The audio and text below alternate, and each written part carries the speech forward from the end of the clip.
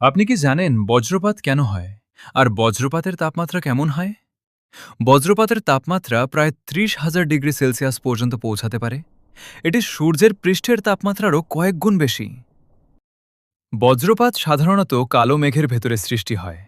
মেঘের মধ্যে থাকা বরফের কণা, পানির ফোঁটা এবং বাতাসের সংঘর্ষে ধনাত্মক ও ঋণাত্মক বৈদ্যুতিক চার্জ আলাদা হয়ে জমা হতে থাকে।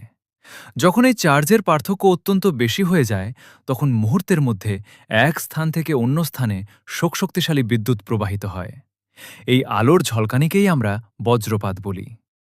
বজ্রপাতের প্রচণ্ড তাপে আশপাশের বাতাস হঠাৎ খুব দ্রুত প্রসারিত হয়।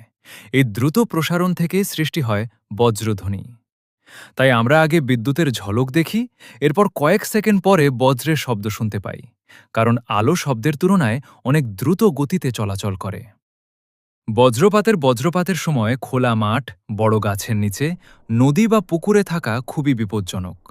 নিরাপদ ভবনের ভেতরে আশ্রয় নেওয়াই সবচেয়ে নিরাপদ উপায়।